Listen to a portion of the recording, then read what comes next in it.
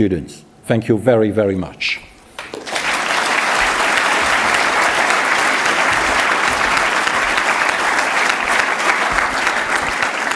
Thank you, Dean.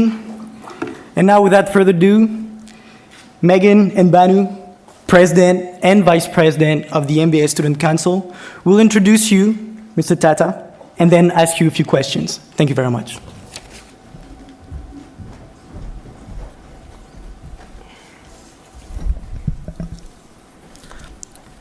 Good evening, everyone. Mr. Ratan Tata is the kind of man who needs no introduction. He is one of those rare business legends whose legacy becomes clearer and deeper with every passing year. We know him most as the former chairman of Tata Group, India's largest multinational conglomerate, founded by his great-grandfather Jamshedji Tata in 1868. The Tata Group touches nearly every business sector you can imagine: IT, communications, industrial materials, hospitality, finance, energy, chemicals, and automotive. He's the man who had a dream to create the people's car of India, the world's cheapest car. He did this in 2008 when he launched the Tata Nano that was manufactured for less than 1,500 euros. As a young man, Ratan Tata moved to the US, studying architecture and structural engineering at Cornell University.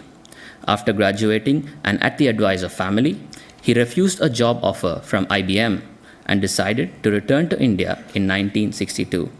That decision would be one of the most defining in his life. He began working in the family business, first getting his hands dirty, literally working at a steel plant at Tata Steel. He would return to the US in the 1970s to complete the advanced management program at the other business schools that begins with a H, and you may have heard of Harvard.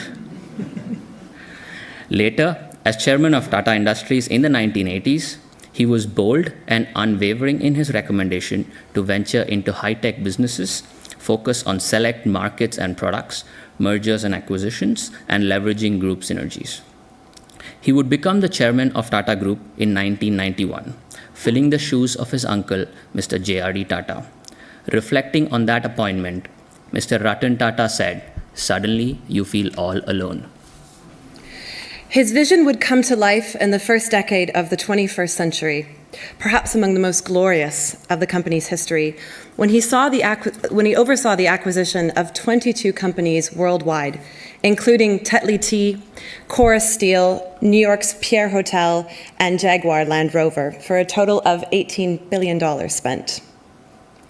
Without Ratan Tata, it is almost certain that Tata Group would not be where it is today on the global business map. 500,000 employees worldwide, 100 operating companies, 36 of which are publicly listed, spread across 56 countries in 6 continents. More than 65% of the group's income today comes from overseas operations. Ratan Tata is a shy person, he says. He enjoys swimming and at one point was an avid and regular scuba diver. Cars and planes are his biggest and perhaps only indulgences. He is an accomplished pilot and flies both planes and helicopters. He serves on the program board of the Bill and Melinda Gates Foundation's India AIDS Initiative. He is a member of the Board of Trustees of the University of Southern California and the Harvard Business School Board of Dean's Advisors, the X Prize, and Cornell University. Perhaps one day, a small and humble business school in France could be added to that very exclusive list of where he chooses to make his mark. On legacy, he has said, many in our audience might have been surprised to hear that when you returned to India as a young man, you started on the shop floor at Tata Steel. I wondered if you could share with us a few lessons that you learned at that time.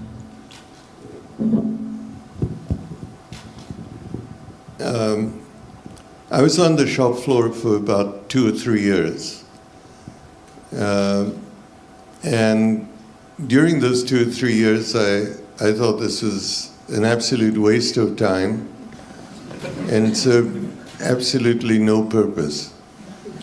I was very wrong because I learned a lot in those 3 years. Perhaps what I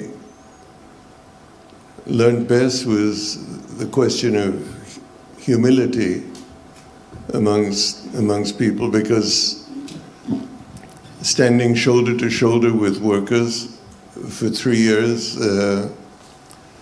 and being given no special privileges, I learned what the other larger segment of our workforce did, like how they reacted, and very emotionally, when I became chairman of Tata Steel in '91, several of the workers came up to me and said, "Do you remember I was in the blast furnace with you, or I taught you how to read temperatures or whatever?" And not many chairmen have that privilege of being friendly with someone who you could call by their first name, or they could call you by their first name. So I learned a lot. And sorry, long answer to your question. Not at all. Thank you. So here at HEC Paris, we have a lot of emphasis on leadership, and it is also evident in the fact that we produce a large number of CEOs. So do you believe the leaders are born, or can leadership be taught in classrooms? That's a difficult question to answer, because I don't think there's a one answer to that. I think both things of what you said are true. That there's some people who are born leaders, and some who shine as leaders because a circumstance or a predicament takes place, and someone who's shy and almost retiring suddenly begins to shine and takes on leadership positions. So I don't think there's a single answer to that. Thank you. You've said before, if I can just turn a little bit to decision making for a second, you've said before that I don't believe in taking right decisions. I take decisions, then I make them right. How did you come to build that philosophy? I'm sorry, I'm going to upset you, but Facebook or Twitter that made that statement, it was never made by me. That's not you. Well, that's awkward. And so it's been a default statement. You come to know of it when people read them back to you. Mm-hmm. And there's no remedial action that you can take with the social media. True. And so you live with it. Some people think it's arrogant for you to have stated that, and you don't have a chance to defend yourself by saying you never did. And some people think it's a great thing to say, and you quietly keep quiet. So maybe instead, then what I could ask is generally speaking, maybe a very important decision that you had to make throughout your long and tenured career that you can share with us, and maybe more generally your decision-making philosophy then. And we'll have a new Twitter quote. I'll try not to make this as long an answer as the first time. Maybe two instances stand out in my mind as being instances that had a bearing on being right or wrong, as the case might be. The first that comes to mind is we developed, as you know, a small car called the Nano. We decided that we would establish the factory in Calcutta because industry had moved away from the eastern part of India, and we thought a revolutionary car could be in a place that brought employment back to eastern India. We unfortunately got embroiled in a political battle between the government of West Bengal and an aspiring leader, political leader, a lady, who vowed that she would not allow a single car to come out of this factory. And the war of words went on between her and me. The factory was almost 85% complete, and I had to take a decision that, given the fact that we had dead bodies thrown on the site, we had shootings, we had people beaten up, that I couldn't look at our employees in their eye and say that you'll work in this factory. So we decided, or I decided, that we would move. And we decided that in the dead of night, and we started moving a completed car plant over the next several days. I think with about 1,400 large tractor trailer trucks, we moved the plant out and ended up in Gujarat, which is Mr. Modi's state. We lost a lot in that period of 1 year where we rebuilt that plant. To this day, one will never know whether we did the right thing or not. I personally believe that that was the only option we had, but it became a very ugly decision that had to be taken. The second, if you might, challenge that I faced, completely different, was when 10 Pakistani terrorists descended on Bombay, and amongst the places they attacked our hotel. And about 37 or 40 people in our hotel were shot and killed for no reason. And then it became an issue that, do you stand by and let this happen, or do you go into the midst of what was like a war zone and stand with your employees and go to the homes of people who were killed, and I chose to do the latter, to go every day to the hospitals to look at the people who were injured. And there again, that leaves a lasting impression on you in terms of what happened, what could have been done to avoid it, and how could you deal with this? What was the best form of support you could give to your people? I think those two instances stand out as being challenging moments in one's career. It's certainly not easy.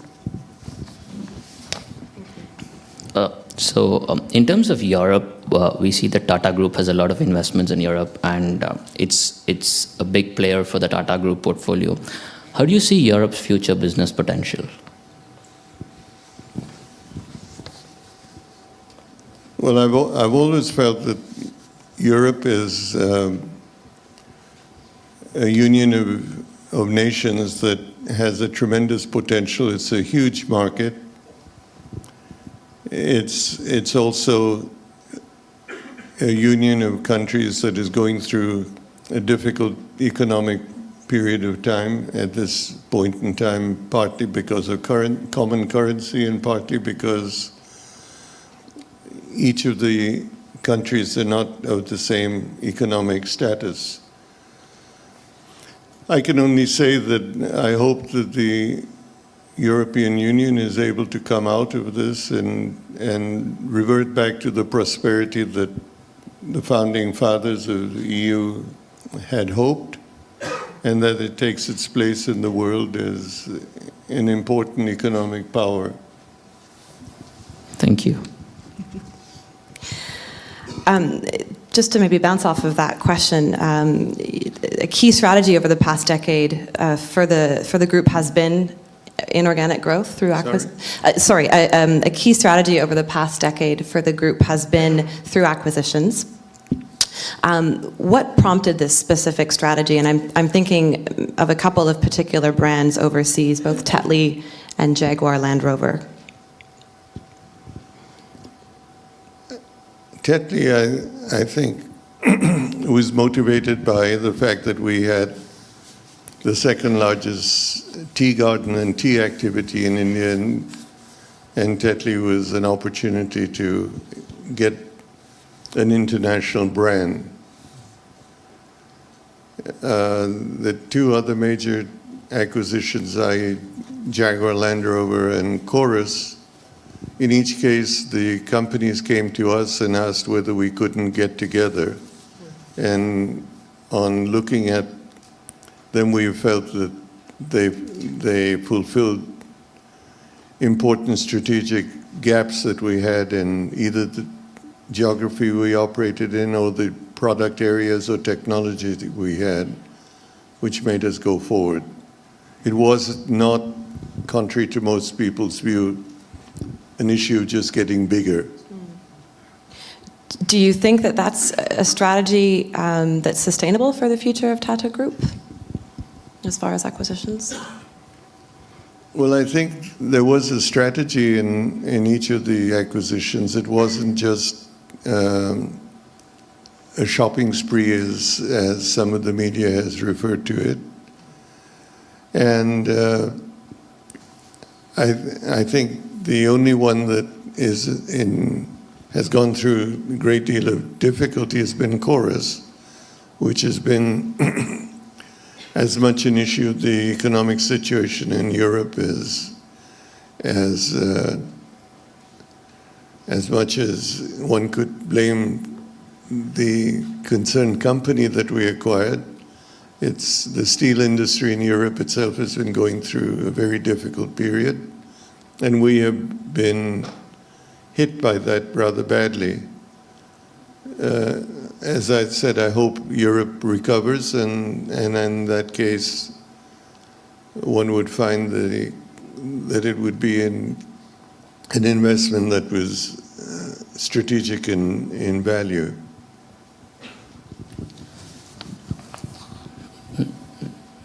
That segues actually very nicely into my next question. It's about Jaguar Land Rover and JLR being a household brand in the UK and a very common name in Great Britain. So when you acquired that, when Tata Group acquired, how do you deal with it in terms of culture, especially integrating that into your portfolio? First of all, there was a great deal of misunderstanding in the UK. There were, and this permeated into the workforce also.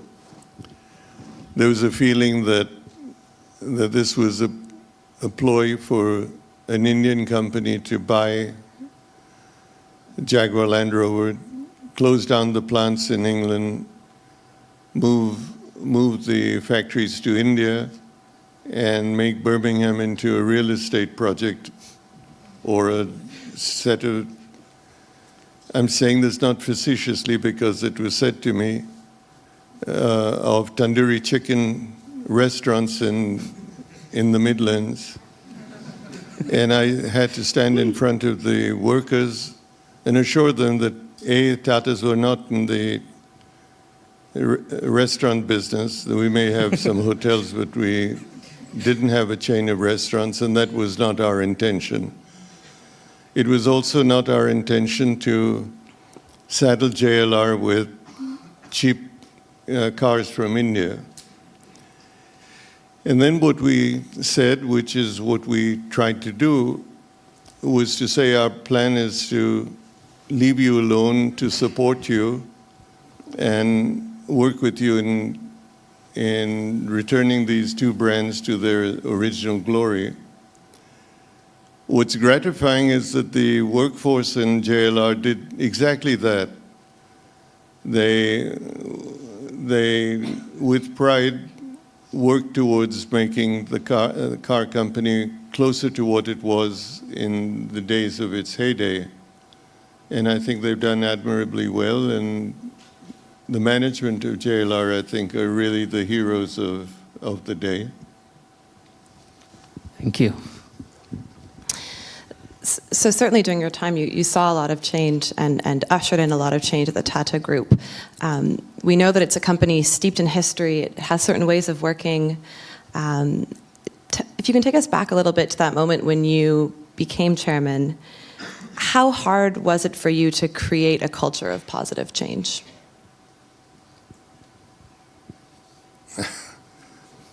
My first few years as chairman was committed and dedicated to changing the culture in the company. I inherited a board, for example, that must have have an average age of 85. We had a few directors who were participating. Several of them had to be helped into the boardroom because they could no longer walk freely. Some of them came and sat down and fell asleep. Others didn't hear too well. But when it came to making changes, they all woke up and ensured that no change took place. So the first 4 or 5 years were spent in trying to figure out how to graciously ease them out of the company. And finally, I'm pleased to say that most of them followed a trend of, if you made them an offer that was attractive enough, they agreed to move.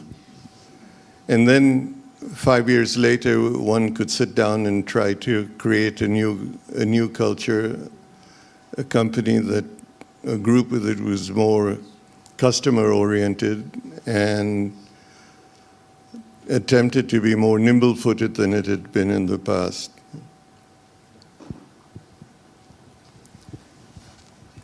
So, Mr. Tata, my next question is about that time in your life when you became the chairman of the Tata Group. You said something that stands out even today, that you felt all alone at the top. Sorry? That you felt all alone when you were the chairman of the Tata Group. And the fact that most of us will probably be leaders in the future, what can we expect? Oh, I think there are many moments that most CEOs or chairmen feel that they're alone. It's almost an occupational hazard that you live with, where you either can't confide because it's not appropriate, or you stand alone against a tide of views or pushes where you don't feel that you need to be compromised. There was a time when one felt that the fabric of India, and the ethical fabric of India, was being eroded. And most companies, including ours, had to face an issue of dealing with this by participating in subjective activities, be they doing favors for people or actually paying. And the few times that we were approached and stood our ground and did not do that made me go home at night with this wonderful feeling that we didn't succumb. And anybody that says that you can't operate in India without paying, I think needs to look at us as an example, because we grew, and we grew from about 5 billion to 100 billion without participating in anything subjective. So industry can grow in India, and you don't need to succumb. And I think that's the one thing I would say that was probably the loneliest moment or set of moments that one has, and one feels pleased that you were able to go through that period and not compromise your ideals. Thank you, Mr. Tata. I think that is a very clear embodiment